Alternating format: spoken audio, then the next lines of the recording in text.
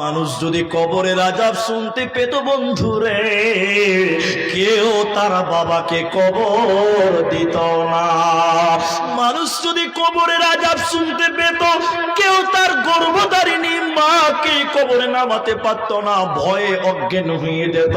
মানুষের ভিতরে এত ভয় ঢুকে যেত, কেউ আপনজনকে কবরে দাফন করত না। এই জন্য আমি আল্লাহকে দোয়া করতে, আল্লাহকে বলছি না। এরপরে নবীজি বলছেন, শুনে নাও ওরে আমার উম্মতেরা, আল্লাহর কাছে তোমরা দোয়া করো, আল্লাহর কাছে দোয়া করো, আল্লাহ যেন তোমাদের জাহান্নামের আযাব থেকে মুক্তি করে দেয়। সাহাবীরা বলতে লাগলেন, আল্লাহ আপনি আমাদের জাহান্নাম থেকে মুক্তি করে দেন। এরপর নবীজি বললেন, দোয়া করো আল্লাহ তোমাদের কবরের শাস্তি থেকে যেন নাজাত দেয়, মুক্তি দেয়। সাহাবীরা বলছেন, আল্লাহ আপনি আমাদের কবরের আযাব থেকে আপনি মুক্তি দেন, নিস্তার দেন। এরপর নবীজি বললেন, হে আমার উম্মতেরা, পৃথিবীর লোকেরা শুনে নাও, দুনিয়া এবং আখিরাতের দুনিয়ার বালা মুসিবত ফিতনা থেকে তোমরা আল্লাহর কাছে আশ্রয় চাও। সাহাবীরা আশ্রয় চাইছেন। এরপর নবীজি কাঁদতে কাঁদতে বলছেন, উম্মত কবর সাপ বিছুর ঘর, কবরে কঠিন বড় বড় সাপ দেওয়া হয়, কবরে মানুষকে কামড়াবে, সাপ কামড়াবে, বিচ্ছুতে কামড়াবে, একবার সবল মারবে, এতটাই বিষ হবে, এতটাই জ্বলে যাবে, মানুষের মাংসগুলো পর্যন্ত পচে যাবে, গলে যাবে সাপের ব্যথাতে।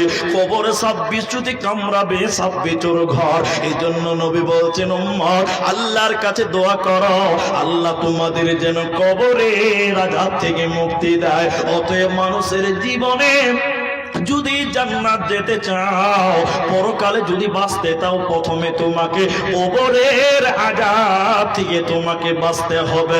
এজন্য আল্লাহর নবী বলছেন, আখিরাতের প্রথম মঞ্জিলের নাম কবর।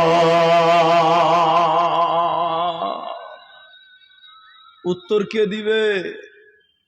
তিনটা প্রশ্ন, উত্তরটা কে দিবে? মা বোন শুনেলেন, আম্মু জান আয়েশা রাদিয়াল্লাহু তাআলা আনহার কাছে একটা ইহুদিদের মেয়ে এলো। মেয়েটা মুসলিম নয়, ইহুদিদের মেয়ে। ওই মেয়েটা নবীজির স্ত্রীর কাছে, আম্মু জান আয়েশার কাছে বসলেন, অনেকক্ষণ আলোচনা করলেন কবরকে কেন্দ্র করে, কবরের ব্যাপারে। এটা ইসলামের শুরুর ঘটনা বলছি, বুখারীর হাদিস। মেয়েটা কবর নিয়ে আলোচনা করতে করতে করতে করতে এক পর্যায়ে বললেন, আয়েশা আল্লাহ যেন আপনাকে কবরের আযাব থেকে মুক্তি দেন। আম্মা জান আয়েশা বলছে, আমার এর আগে জানা ছিল না কবরে আযাব হয়। এই ঘটনা আমি আজ প্রথম জানলাম, কবরেও যে আযাব হয়। এই ইহুদিদের মেয়ে চলে গেল। ফাজা রাসূলুল্লাহ সাল্লাল্লাহু আলাইহি ওয়াসাল্লাম, নবীজি এলেন।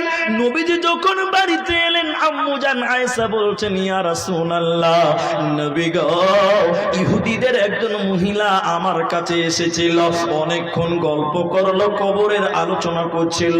নবী গো, মেয়েটা কবরের আযাব থেকে মুক্তি চাওয়ার কথা বললেন, আমার জন্য দোয়া করলেন।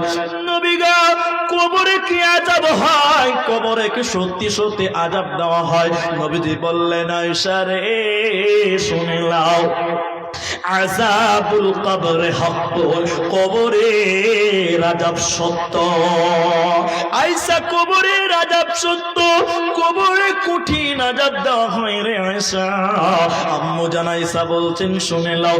এরপরে নবীজি যতদিন নামাজ পড়েছে, আর তিনি নামাজে কবরের আযাব থেকে মুক্তি চেয়েছে। মা আমার, বোন আমার, যদি বাঁচতে চাও, কবরের আযাব থেকে মুক্তি চেষ্টা দেন, কবরের আযাব থেকে মুক্তি চাইতে হবে। আল্লাহর নবী নামাজ পড়েছেন আর কবরের আযাব থেকে মুক্তি চেয়েছে। হে পৃথিবীর লোক, নবীজির জীবনে কোনো গুনাহ ছিল না। বুখারীর কিতাবুন্নিকার প্রথম হাদিসে পাবে নবীজির ব্যাপারে বলা হচ্ছে ক্বালা কদ গুফিরা লাহু মা তাকাদ্দামা মিন জামবি ওয়া মা তাআখারা। নবীজির আগের পরের ছোট বড় সব গুনাহ আল্লাহ ক্ষমা করে দিয়েছিলেন। যে নবীর কোনো গুনাহ ছিল না, যে রাসূলের কোনো গুনাহ ছিল না, সেই নবী প্রতি নামাজে কবরের আযাব থেকে মুক্তি চাইত। তার কারণ হলো কবর কঠিন জায়গা, এজন্য নবীজি বারবার কবরের আযাব থেকে মুক্তি চেয়েছে। আর তার উম্মতকে বলেছে, উম্মত রে তোমরা কবরের আযাব থেকে মুক্তি চাও। উত্তরটি দিবে কে? এবার একটা একটা করে বলছি। প্রথম প্রশ্ন, মান রব্বুকা? আমাদের রবের নাম সকলে মহব্বতের সঙ্গে বলেন। রবের নাম আল্লাহ, সকলে জোরে বলেন আল্লাহ। বিশ্ব নবী বলছেন প্রথম প্রশ্ন করা হবে তোমার রব কে? কোন হে তেরা রব? কে বলবে আমার রব আল্লাহ? এদিকে এদিকে দেখেন, কারো দিকে তাকাবেন না, একদম এদিকে দেখেন। রব মানে আইন দাতা, রব মানে রিজিক দাতা। রিজিক দাতাকে সবাই বলুন আল্লাহ। যদি এটা মানতে পারেন তাহলে আপনি বলতে পারবেন আমার রব আল্লাহ। আর আপনাদের মান্ডা এই বৈষ্ণবনগর 16 মাইল এলাকা একটু বলবেন আছে না না এরকম মাল আছে আমাদের দেশে। একজন নতুন দোকান দিয়েছে বুঝলেন, বেশি মাল বিক্রি হচ্ছে না, মানে বড়লোক হতে পারছে না। নতুন ব্যবসা শুরু করেছে, বড়লোক হতে পারছে না, বড়লোক হতে পারছে না। হুট করে তখন মুলবি সাহেবের কাছে যে বলছে, মুলবি সাহেব একটা তাবিজ দেন যেন আমি তাড়াতাড়ি বড়লোক হয়ে যায়। এরকম লোক আছে না না? হ্যাঁ না বলুন। হ্যাঁ, মাথা মোটা লোক গো, বিদ্যা তো নাই, বুদ্ধিও নাই। বুদ্ধি নাই মানে? আচ্ছা, মুলবি সাহেবের কাছে যেছে যে বড়লোক হওয়ার জন্য।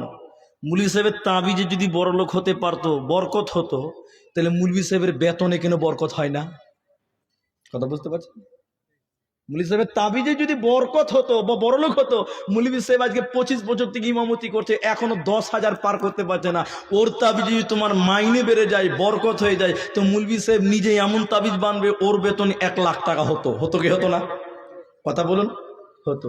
কিন্তু পাবলিক বুঝতে পারছে না, বলছে মুলবিদের তাবিজের পাওয়ার আলাদা। আর যে বলছে দোকানে বিক্রি হয়েছে না তাবিজ দেন। আচ্ছা, বিক্রি করনেওয়ালা, বরকত দেনেওয়ালা, রিজিক দেনেওয়ালা কে? আল্লাহ। তোমার ব্যবসাতে বরকত হচ্ছে না, চাইতে হবে কার কাছে? আল্লাহর কাছে। আল্লাহর নাম রাজ্জাক। কবরে কে বলবে আমার রব আল্লাহ? আল্লাহর যতটি সিফাতি নাম আছে ওই নামের অর্থর দিক দিয়ে তিনি গুণান্বিত।